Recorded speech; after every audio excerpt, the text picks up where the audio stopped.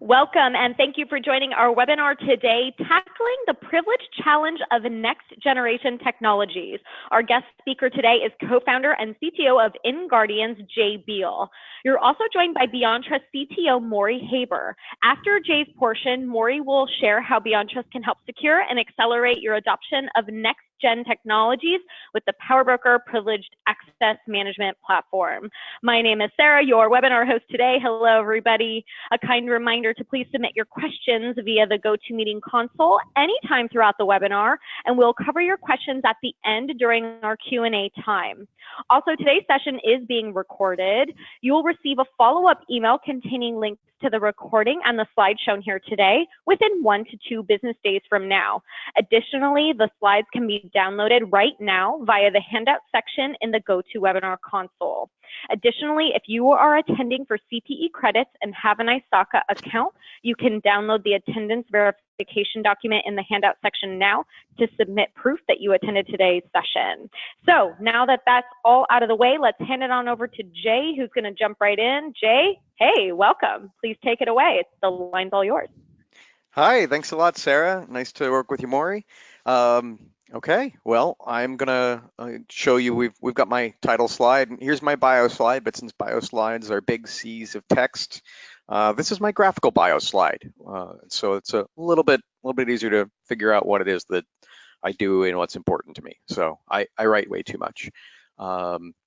So today we're going to talk about next generation technologies, and I got a chance to look at the results of the poll that BeyondTrust did, and found out that our watchwords right now were basically digital transformation, DevOps, and Internet of Things. And to DevOps, I'd add cloud native.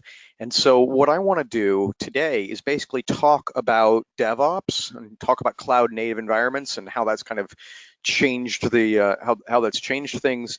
Talk about IoT, the Internet of Things, and how that relates to information security. And I'm going to do that by way of telling stories. One of my favorite things to do. I'm going to tell stories that come from my career of red teaming and penetration testing, those of others at InGuardians, and those of folks at other companies. We get together in quiet rooms or in NDA conferences and kind of tell each other what we found and what our experiences have been like in pen testing, and basically getting to legally hack. And so I'm going to tell you some of those stories. So to introduce where I'm coming from, how those stories integrate into today's talk, I'm going to talk about DevOps, and then I'm going to talk about IoT. So DevOps and cloud native has basically transformed how we're creating and maintaining information systems, whether those are kind of applications or whole data centers.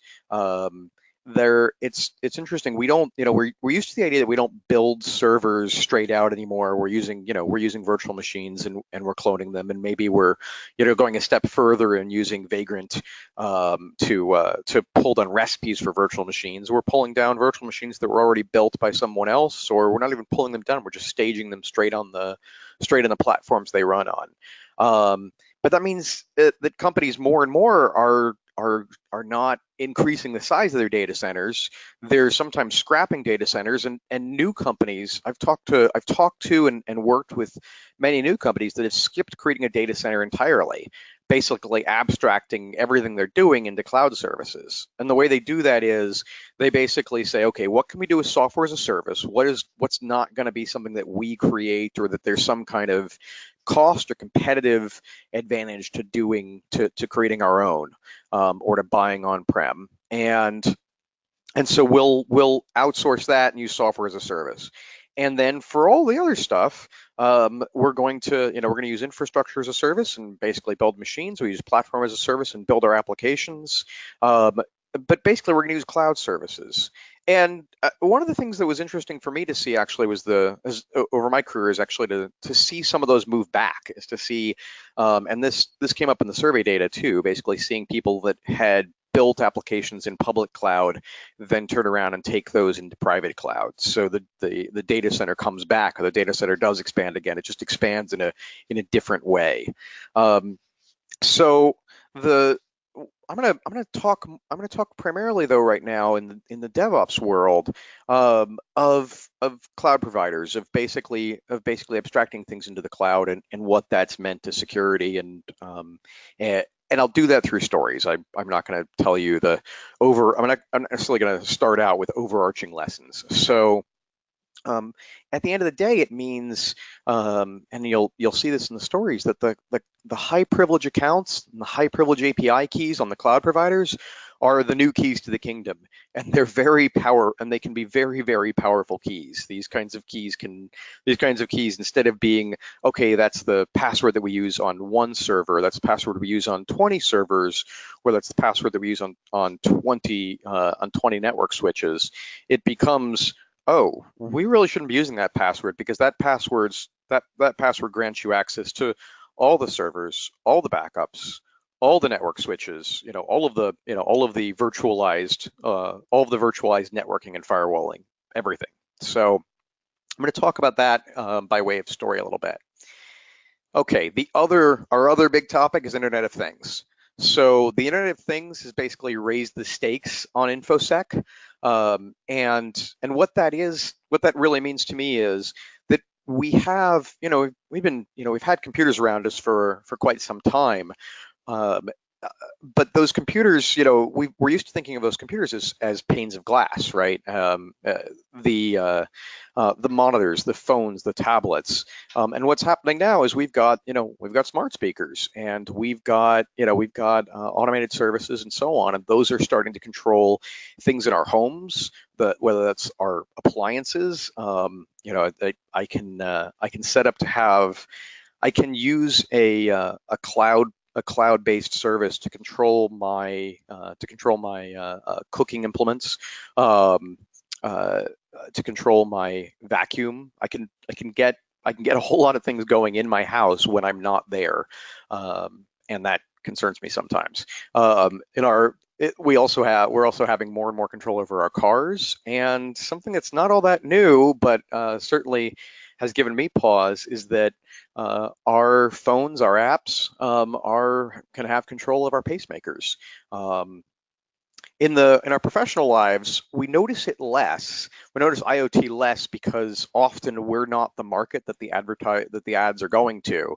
But computers that are connecting by radio, and connecting by radio is an important piece that I'm going to come back to. Are increasingly controlling manufacturing. They're controlling farming. I know that you might say, farming, wait a second, I've got a tractor that drives around. What the heck does IoT have to do with that? But I've seen the prototype of basically the arrangement where you have a bunch of farm equipment that's all unmanned and runs through and plants your crops in the field, and then comes back along and harvests it. And these machines work in concert. They're coordinating in essence with each other, via computers, and not simply, and it's an overarching control. Skynet's kind of right around the corner as far as I can tell. So we're seeing so much in our professional lives, in the workplace, where there's going to be and Maury and I will talk about this a little bit more, about some of the things that we've seen. But we've seen that in environmental controls for buildings, where the building starts watching and seeing, okay, well, looks like nobody's on that floor. I'm just going to cut off the AC to that floor, or I'll turn on the heat to that floor. Or wow, that floor looks a lot colder than it should be. I think I'll crank it up. And so we start having more control that's happening automagically, as it were, of what's happening in the building. And then building security is kind of a really easy one that we're used to seeing. So I'm going to talk about each of these a little bit more as we get into our stories. So the first thing I want to do in our stories, is talk about the Internet of Things, because the Internet of Things is relying on radio protocols. And you might think, no, wait. We're talking about light bulbs connecting to the internet. What's all this about radio? Well, the light bulbs are, all of these things. Sometimes they're connecting over Wi-Fi, um, And that's one radio, but often they're connecting over Bluetooth or Zigbee or Z-Wave, along with a whole host of other protocols. You have different kinds of, you have different kinds of radio protocols and bridge devices that are basically connecting your things, your internet connected things, to the internet. You think of it as not so much the last mile, but the last yards that connect your devices to the internet. So one of our favorite protocols at InGuardians, and one we get asked to test a lot, is Bluetooth Low Energy. It's called BLE. And to just be really clear about Bluetooth Low Energy versus normal Bluetooth. So Bluetooth has been with us for a while. I remember back in 2000 seeing some of the first Bluetooth specs, and Bluetooth has been, was regarded early on as very difficult to hack compared to Wi-Fi. And, like early on, it was like, oh, what would it take to eavesdrop on a Bluetooth phone call? Oh, that's going to take, this was in the very first couple of years, it was, $40,000 worth of equipment. Now that's become easier, but Bluetooth is sure a lot more resistant to man-in-the-middle attacks, to eavesdropping and whatnot than Wi-Fi. And the big one there is that that Bluetooth does all of this extra work to try to make things harder. The biggest thing it does is it has a frequency hopping that you have to try to figure out, and it can vary a ton between devices. The downside of Bluetooth is basically it kind of takes about as much, it doesn't take as much energy as Wi-Fi, but it's a lot when you think about having devices that you'd like to run off a watch battery, or the devices you'd like to not have to charge more than once a day. Think of the Apple Watch and how much pain it was for people who, didn't want to charge that thing more than once a day, or even once a day. So the industry basically came up with Bluetooth Low Energy, and Bluetooth Low Energy is focused on, well, saying, okay, let's eliminate a whole bunch of the frequency hopping. Let's make it more deterministic, so you don't have to have so much computation figuring out.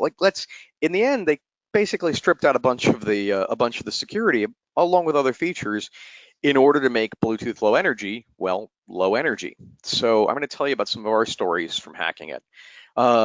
So the first couple actually are just what happens when you put a bunch of penetration testers, when you put a bunch of paid hackers in a room. They start to ask permission, and as we always should, and then hack things. So a couple of our guys were playing around with this thing called the Pavlok, and the Pavlok is this kind of watch band you wear, and you use it to break habits. And you break habits with beeps, and you break habits with vibrations, and you break them with shocks. Really, it seems like the shocks are the really effective part. So the quote from Pavlok's website is that 75% of the smokers who used Pavlok to cease smoking were able to do it within 5 days. Well, that's pretty impressive, and it makes me think, I'm not a smoker, but God, if I was, I would certainly want to try this. But the Pavlok is paired to your phone with BLE, and among other things, you can make it so that you can give permission to shock you to, say, your spouse who sees you reaching for that cigarette or that or whatever it is that you want to stop, that little that chocolate candy that's just salted caramel and dark chocolate. Wait, okay, I'm getting off track. So and you can let them shock you. So Mike Poor here is one of the founders at InGuardians, and he decided he wanted to stop drinking diet soda. And he'd heard about the Pavlok, so he got a Pavlok and he started using it. And we didn't know if it was going to be successful or effective, but he was really happy about it. And so he told another one of our guys here, our director of research, Larry Pesci, that he had this, that this Pavlok was really neat. And so Larry got one too. I'm not sure if Larry was trying to quit some kind of habit or not, but Larry, got the Pavlok and noticed very quickly that it was using BLE. By the way, Larry is our chief guy for radio hacking, and he found that that like most Bluetooth low energy devices, the Pavlok was using this just works pairing, which is very, very weak. It's a very, very weak pairing, but it's called just works in the spec. And it's made to just make it very, very easy for devices to connect to each other and just start doing things. Uh, and I think it's intended for the cases where you think, why would I put authentication on this? There's not really a lot you'd get out of this. Why would you care about this? So, maybe your activity tracker that you're wearing on your wrist is using BLE. Well, they're all using BLE because they need to not use too much battery.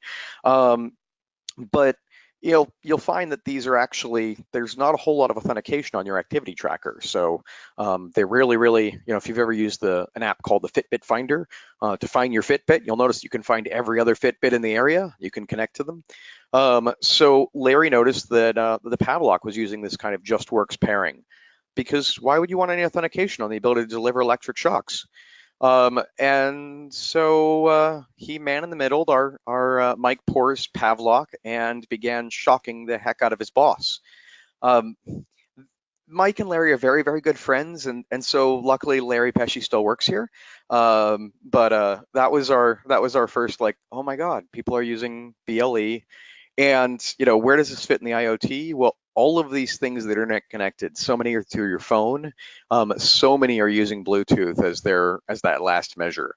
And when we look at the other radio protocols, they often are similarly weak. Zigbee attacks and Z-Wave attacks, often the things that are, the light bulbs in your home, they don't have a ton of authentication to make sure that the right Zigbee or Z-Wave bridge is controlling them. They just care that the local Z-Wave bridge is connecting to them. So let's take another example. We have the TENS unit. So we had a team in the office, and they were working on a report, and Tyler Robinson, our red team lead, was wearing the TENS unit on his bicep, and he was writing a report, and Larry started working on man in the middling the connection between Tyler's BLE enabled TENS unit and his phone. I'll mention the picture here is not of the one that they were using. So Larry had gotten permission, and Tyler was working on the report, and Larry was able to man in the middle of this thing, and he started to deliver small activations in the TENS, and they ramped them up, and eventually they ramped them up so far that Tyler's right arm just started leaping off the keyboard against Tyler's will, because the muscle was being controlled by, well, something closer than Tyler's brain to that muscle. And so his arm was leaping off the keyboard as if he was asking a question in class. And we joke that the question was probably, why did I agree to this? So here's my Dr. Strangelove GIF. This was Tyler's hand, in essence. I mean, that's not Tyler, that's Peter Sellers. So one more BLE story. We had a hotel chain, and they bought a vendor's system for phone-based check-in. And the idea was that you would skip going to the front desk. You get to a hotel, you skip going to the front desk, you go up to your floor, the app tells you what room you're in, you go up to your floor, you walk up to the door, and your phone connects to the door. The door's got the old school, card swipe, but there's an extra addition that's been made, which is the vendor's product, and the vendor's product opens the door. And so what we found was this was on BLE, and the BLE was also weak, and we could start to interact with this. Now it turned out that we couldn't open the door because the vendor had done some nice application level controls, but I will tell you that one thing we were able to do is we were able to make it so that no one else could open the door, because the device would only allow one connection at a time, and so we could connect to the door device and basically stop anybody from opening the door.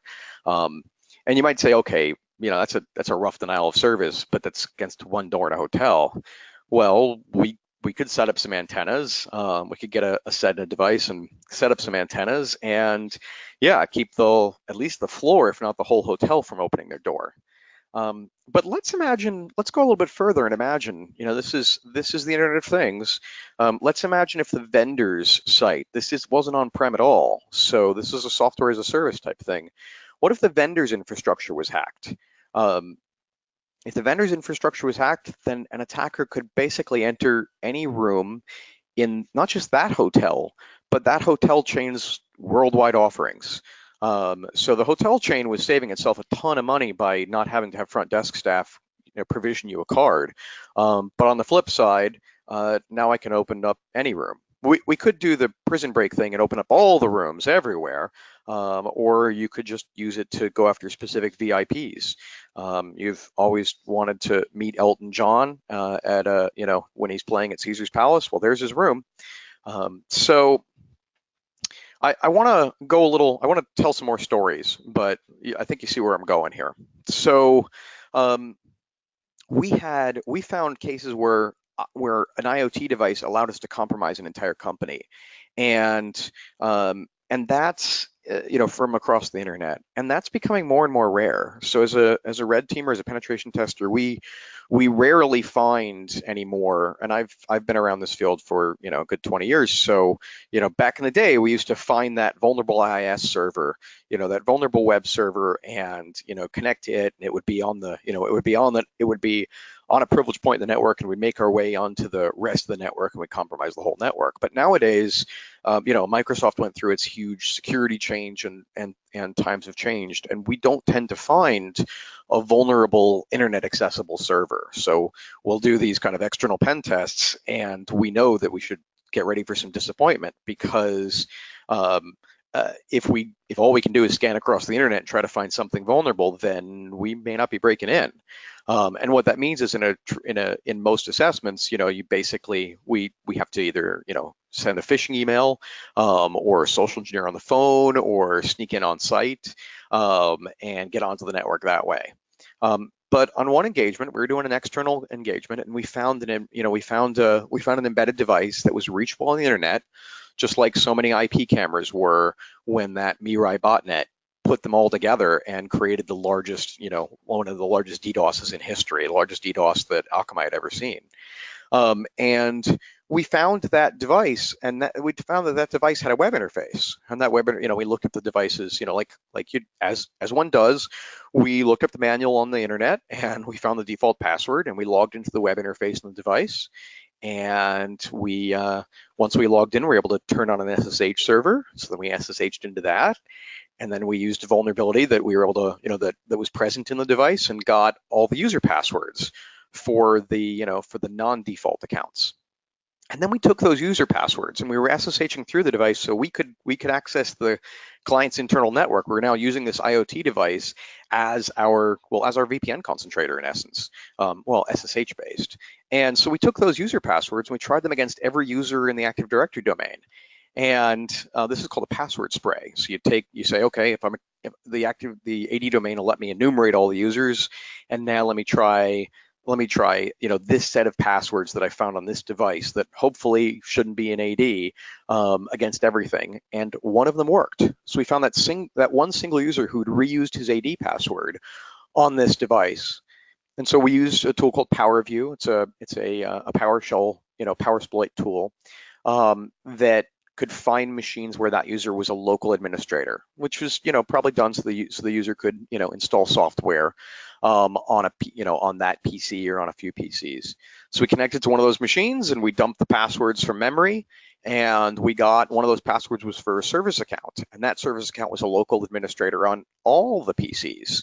And that was very, very useful. So then we went and looked for what PCs had domain administrator, full-on admin users for the whole domain, logged in recently, and we used that service account to connect to that PC and dump out his password. And we used that password, we got control of the entire domain, password hashes for every user in the company, and then you take those password hashes and you crack them with a GPU rig, and we've got passwords for a good half the users in the company at least. And that's kind of the beginning of a really good, that was day one of a penetration test. So we had at that point we got to spend the rest of our time doing whatever we wanted with their network, and that they had Linux systems, and we had AD, and they didn't have the Linux systems weren't using AD for authentication. But the nice thing was people connecting into the Linux servers were doing so from AD authenticated Windows and Mac devices.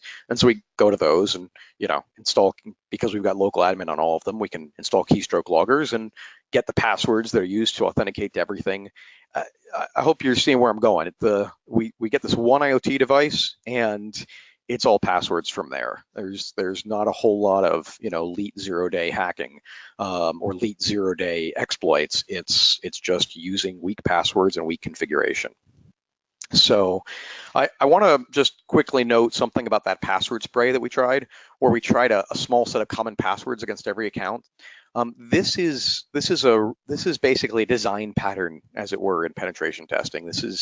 There are just so many occasions where we end up getting an IT staff member's non-admin account, and that non-admin account has a weak password because it's not their admin account, and so they'll do that. They'll have a weak password.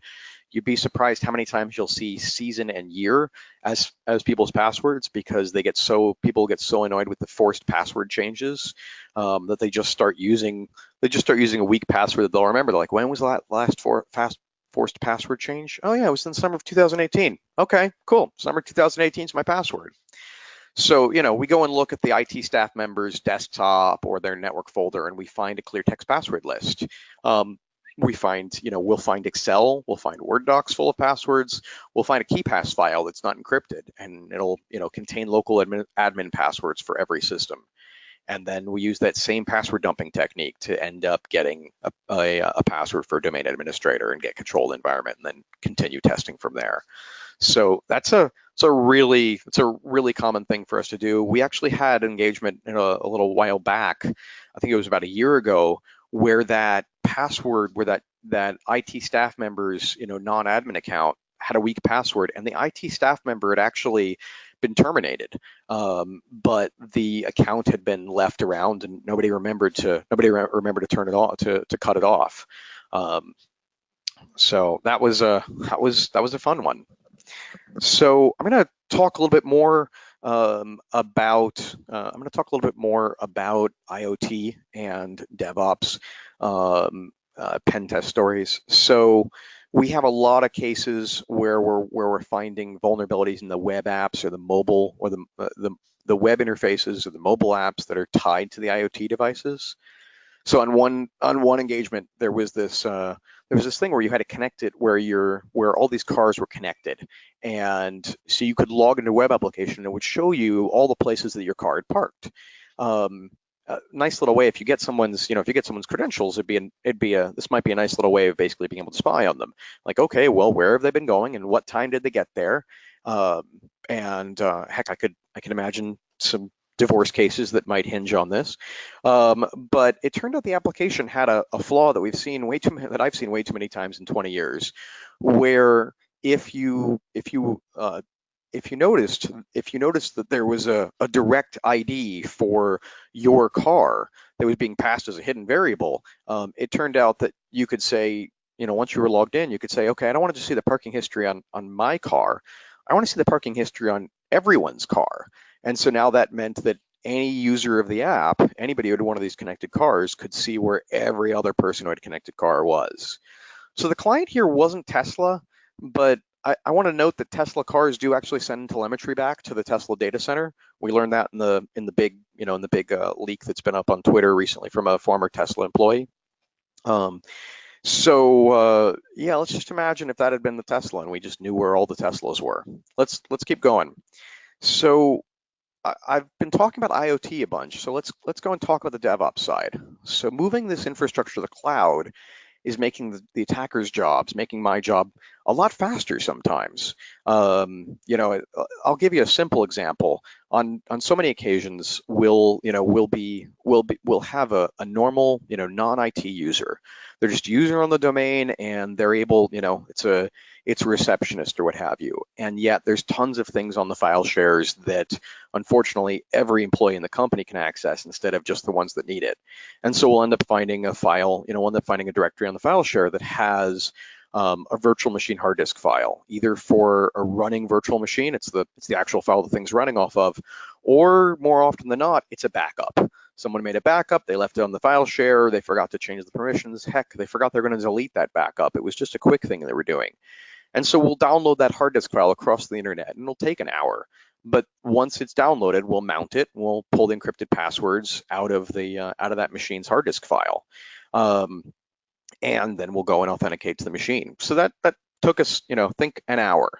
But what happens when we're not doing that to, physical machines? We're not doing that to the company's physical machines, where they've got their kind of slow internet connection and our slow internet connection to deal with. When we move to cloud-provided data centers, everything starts getting really, centralized. So we had but on a recent engagement, one of my colleagues found that one of the client's engineers had stored a privileged AWS API key in a GitHub repository. So this was just at the beginning of the engagement, doing what we call open source intelligence, or OSINT, looking and seeing what the company's got online, looking through everything they published online, and we find, or they find an AWS API key, and quickly realized that AWS API key could basically have control of every machine they had in EC2. So that red teamer basically said, okay, wait, I can go and I can log into the interface, and I can snapshot one of the servers, and I can start up a new server, and I can mount that snapshot as a secondary drive, and I can pull the passwords from that secondary drive, and and now I'll be able to log into the production servers. Instead of taking an hour of downloading, that was like 5 minutes or less. It was, if you've done a snapshot in a cloud environment, it's a pretty fast operation. The whole thing staying in somebody else's data center, including this attack that's happening on a web interface. So that's kind of our first one. I want to highlight another one. In the Tesla had a compromise back in February of this year, and the big headline was that somebody had found Tesla's Kubernetes dashboard and set up crypto mining malware to run on Tesla's machines, and that was the big story. But the kind of smaller part of that story was that they dumped out an AWS API key from Kubernetes, and that granted access to Tesla S3 buckets. And when they looked through when people looked in the S3 buckets, they found that contained telemetry for the Teslas. So think about this. What that means is you've got an orchestration system. This was what Kubernetes was, right? And it had a web interface. That web interface had weak authentication, in this case, missing authentication. And that'll translate to finding an S3 bucket, authenticating to that bucket, and exposing the location of every Tesla potentially. So this is that link between DevOps and IoT. I'll give you one more, and that is we had a colleague of mine worked on a penetration test against a mobile application that was, that a major retailer had created for them.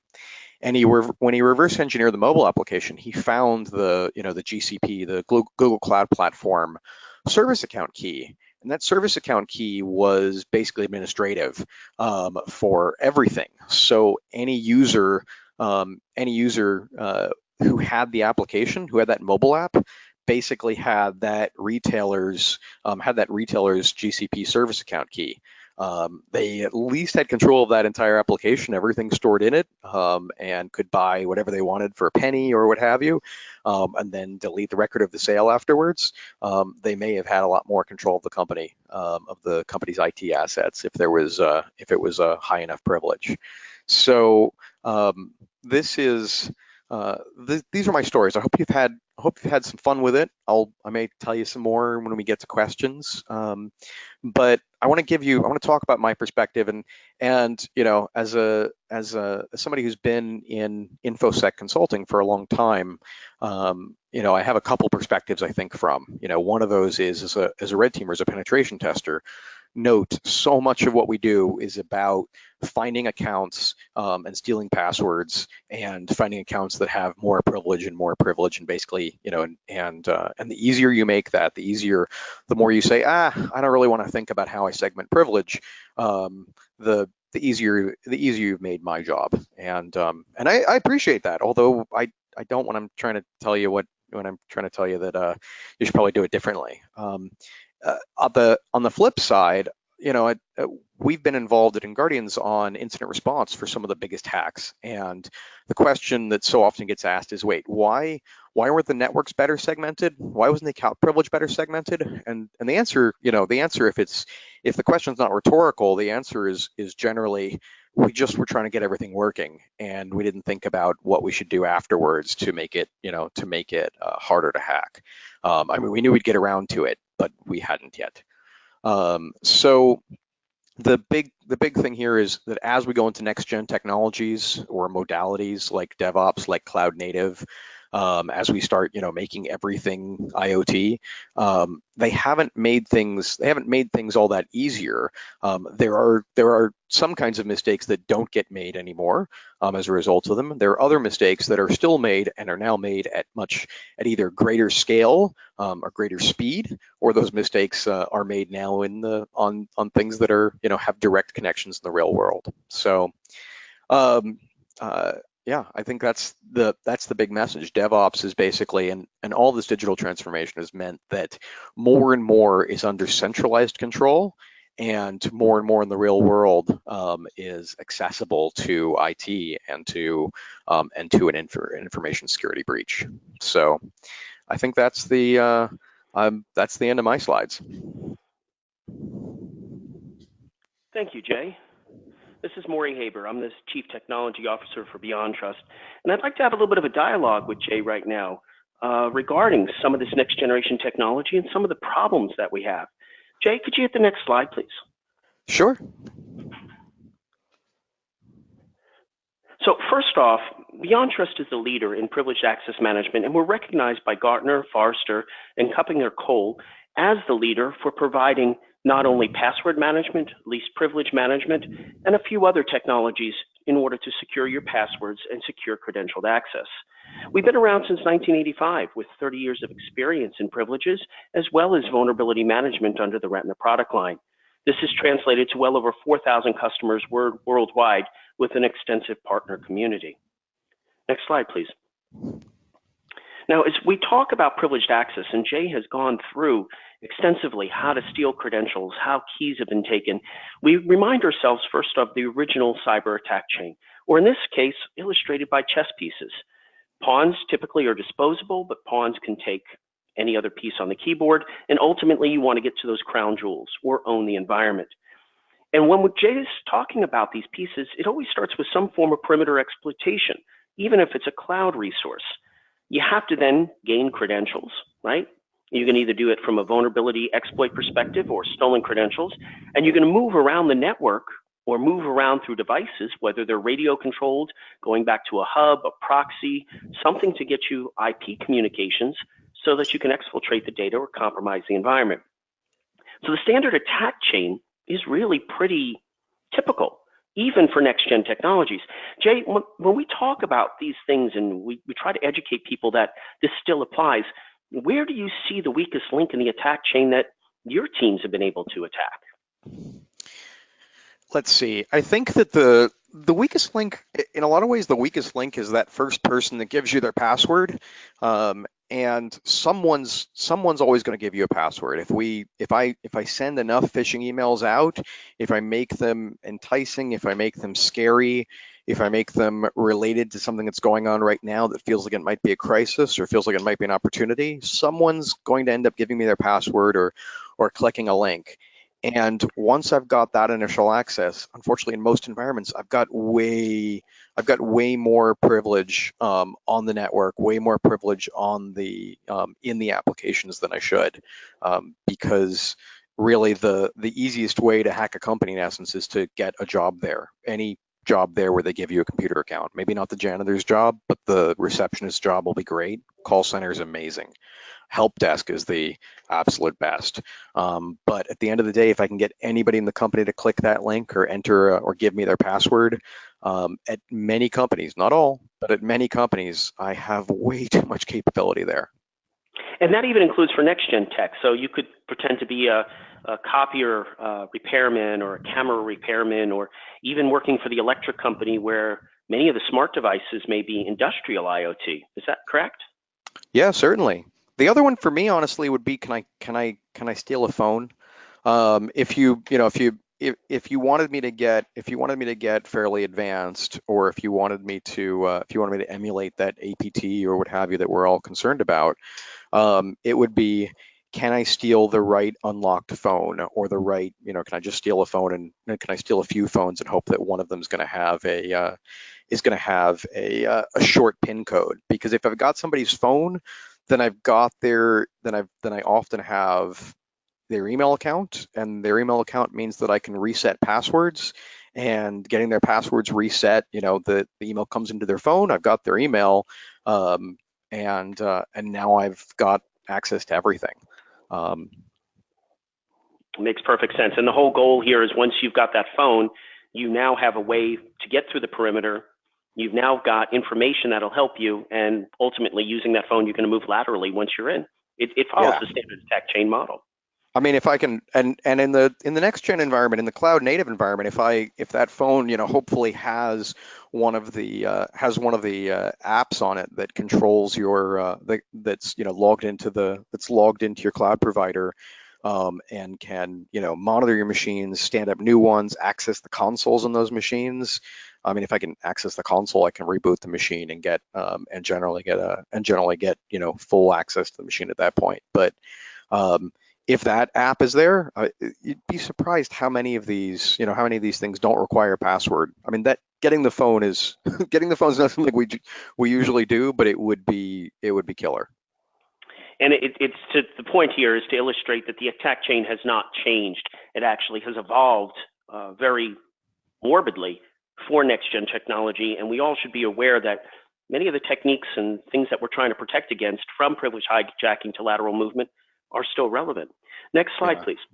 Sure. And the lateral movement, I mean, I think the biggest thing I'm trying to say in thinking about people who get phished is, once we're inside, moving laterally is far too easy, and it is absolutely what I need to do. I land on one person's desktop, and it's the receptionist or what have you, and my goal is to move to somebody that has more privilege, and so that lateral movement is absolutely part of the chain.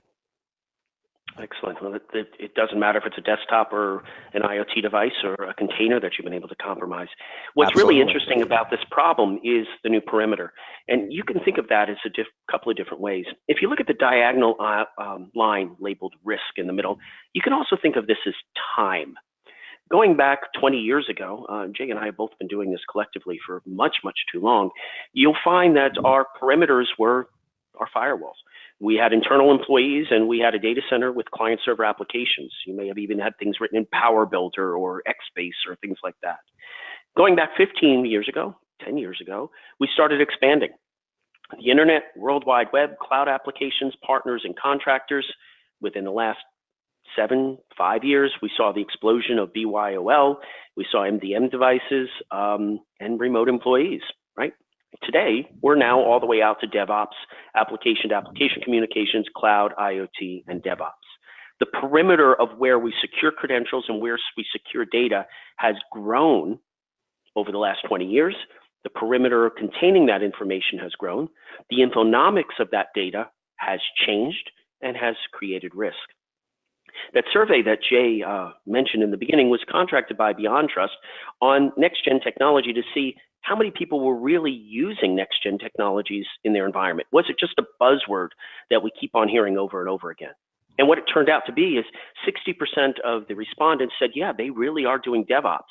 56 said, yeah, we are really doing IoT, but more importantly, IIoT. Because we generally think of IoT as consumer devices, but IIoT being industrial devices, everything from building thermostats to door locks to cameras that we would be deployed to things that would be automated in a building that we normally wouldn't even think about, but are running our daily lives.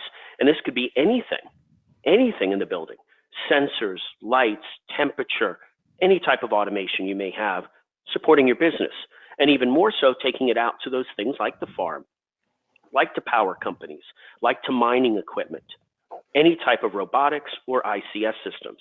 And then finally, surprisingly, only 15% of people really said that they're moving full data centers to the cloud, a lot lower percentage than the hype. But the problem is with these changes in the perimeter and understanding the attack chain and understanding the work that InGuardians does and the protection that BeyondTrust can provide, we find that we still have to protect the credentials, the privileges, the access, and remove admin rights when possible to make Jay's life even harder if you basically hire them to do a pen test. So we have to consider the perimeter is no longer just our data center, it's all the way outwards. So how does privileged access management really help in that context? Next slide, please. We want to think about it as a new security perimeter. We want to focus on the account and the identity first. Think of it this way. The traditional model of the identity is a human-based or carbon-based life form for any of you Star Trek fans out there. However, identity now has a new role. Identity not only can be human carbon-based, but it can also be machine.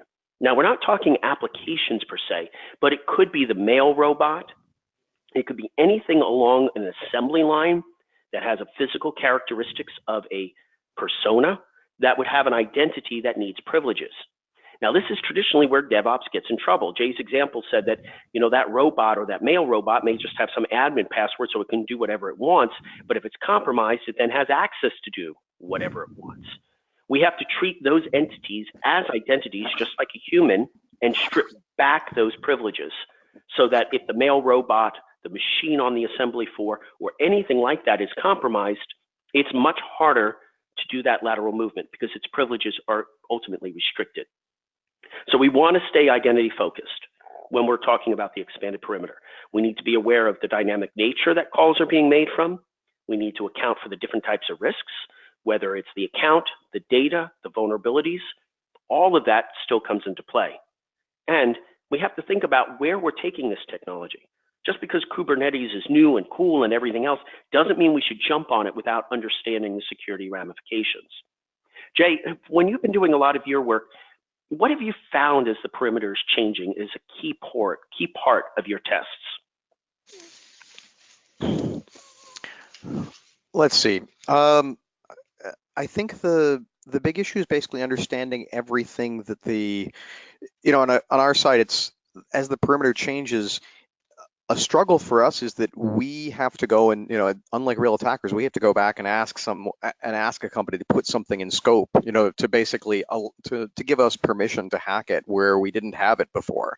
In the case of in the case of our OSINT work, it's really crazy what we'll find when we do searches on GitHub or when we do searches on public code bases.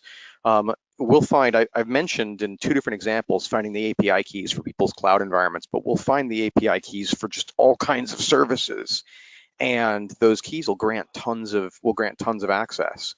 The challenge for us on the attack side has been, okay, we've got to go get permission. The attackers don't have to, they just realize, oh, this is great. This is way outside their perimeter. And yet this service now is part of the inside of their environment. It's really hard to even describe what a perimeter is now. As you're saying, this question of what's in the perimeter becomes what do I own or what have I leased or what am I using and how am I using it and how does the whole thing tie together? And building that picture, you want to make sure, honestly, that you have a better idea, that you have a better map of what you're using and how than your attackers do. They'll build one, right? They'll build one, and very often they'll build a better map than you have. So you want to be able to understand what you've got, and then you can start using configurations, practices, services, and products to make things much, much stronger. But I know what you got. Yeah, that's an interesting point. So let's just take something as simple as a camera, right? If it's a cloud-based service and you don't have permissions to it, the hacker doesn't care. They may go after the cameras directly if it's exposed, which is much rarer than it used to be, but they may go after the cloud-based service to leverage to come back in. So even from a professional or white hat pen test standpoint, you're still kind of limited unless you had permissions to test the cloud service in the first place, correct? We can run into that. We can run into that all the time. That third-party permission ends up being quite a problem. But for the attacker who can look at that, and I'm gonna imagine that your camera is a room camera, whether it's a room camera for security or it's a room camera for teleconferencing, and those things are often just left on. Even the teleconference ones are often left on all the time.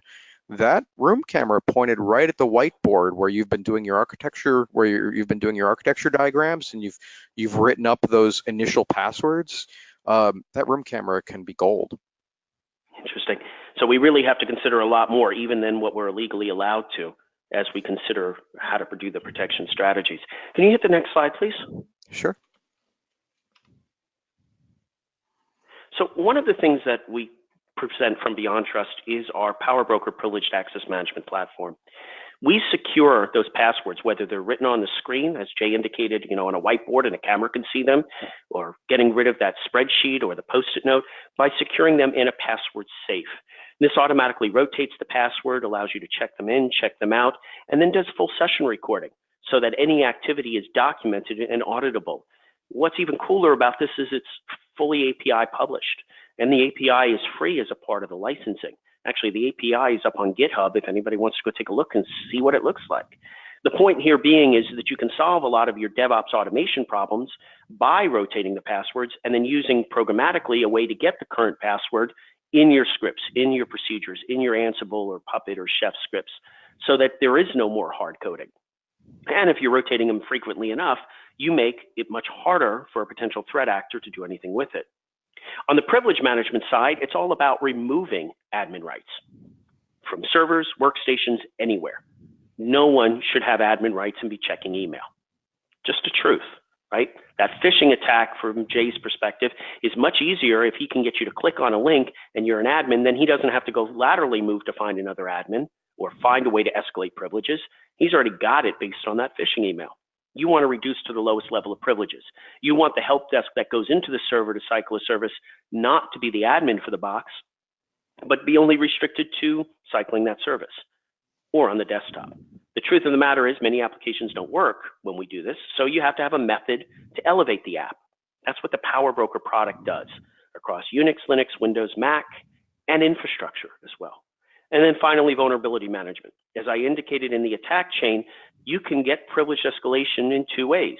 You find a way to get the credentials, stolen, scraped from memory, easy to guess, password sprays, or a vulnerability exploit combination that elevates your or escalates privileges. So the PowerBroker solution from Beyond Trust is designed to tackle all of these areas, whether it's on-premise, in the cloud, for IoT or industrial IoT, and DevOps. This is the value that Beyond Trust provides, is making it much harder to know, guess, gain, or even do two-factor against credentials because they're not the same. They're rotated frequently, they're ultra complex and difficult to use. And in the case of least privilege, they're not even present in the first place. Next slide, please. So as we wrap this up, Beyond Trust can help by satisfying a lot of the attack chain questions, by identifying and remediating vulnerabilities, limiting access to devices with built-in segmentation and monitoring for lateral movement, eliminating shared credentials, being able to audit and justify who's using it with context aware from what location, when, and how, and monitoring all privileged activities. In essence, many of the techniques that Jay has gone through in his pen test scenarios on these devices can be stopped. That's not to say it's going to be perfect. Nothing is perfect, but it would make it much harder for him to be successful. He would find other techniques or devices that are not under management, or go steal a phone, or find that S3 bucket that's not properly secured. But for the most part, anytime a weak credential is out there, password is being reused, those types of scenarios which plague most organizations, that's how BeyondTrust can help. And that's why we wanted to present to you these findings today. Next slide.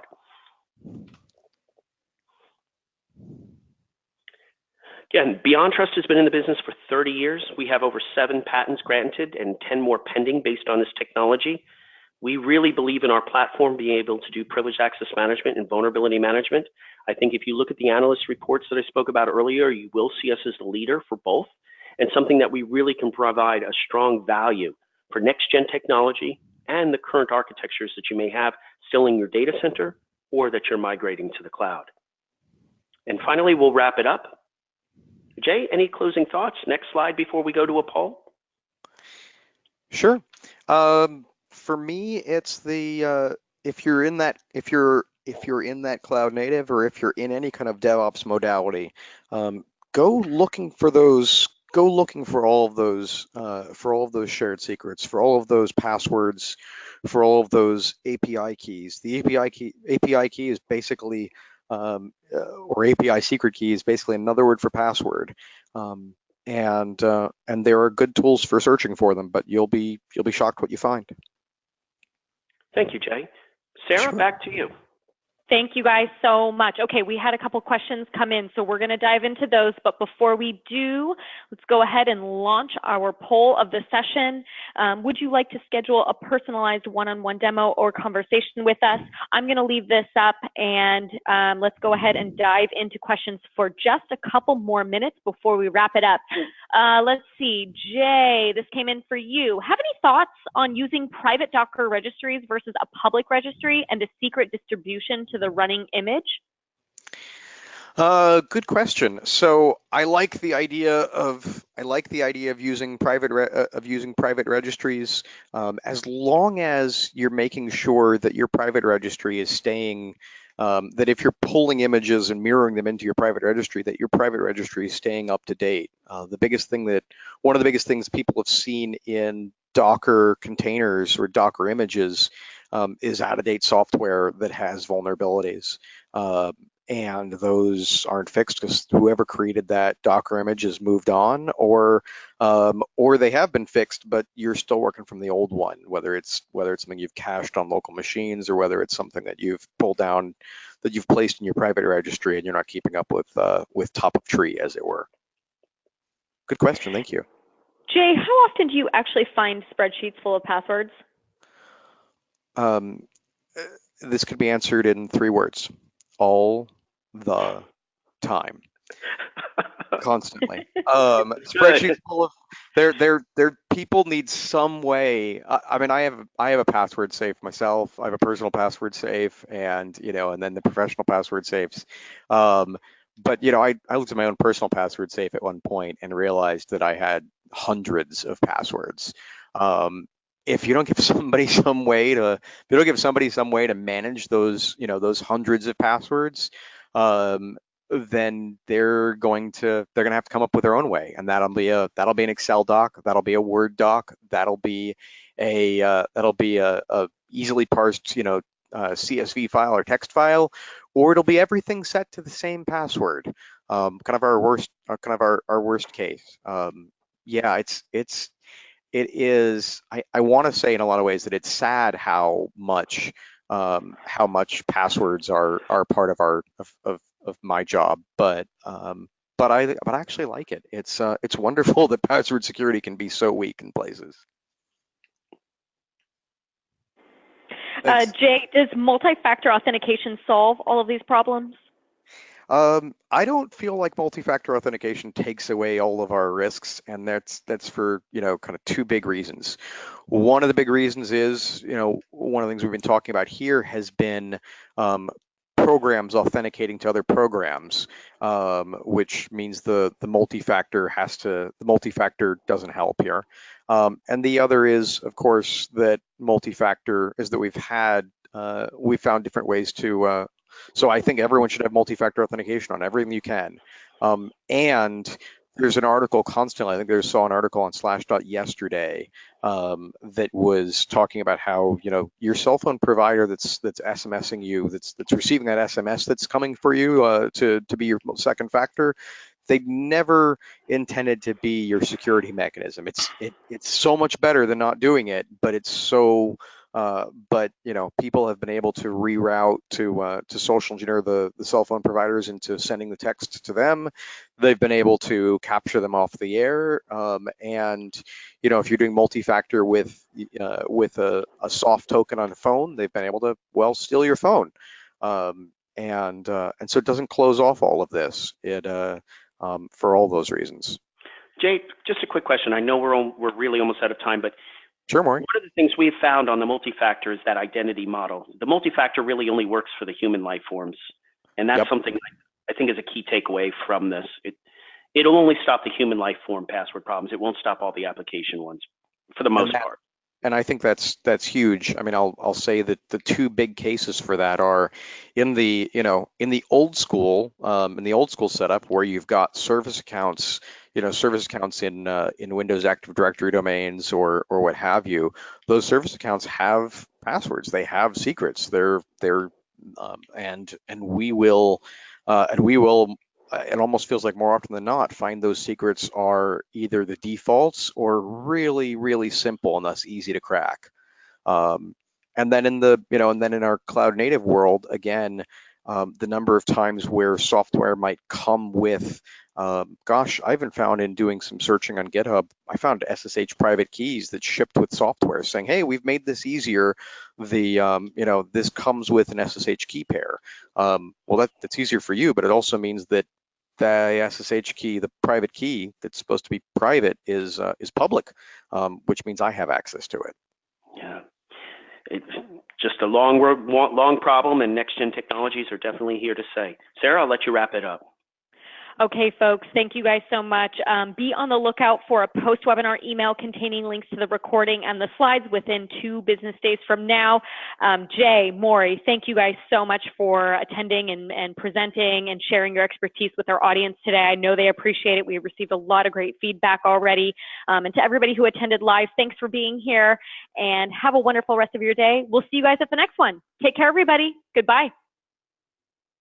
Bye-bye.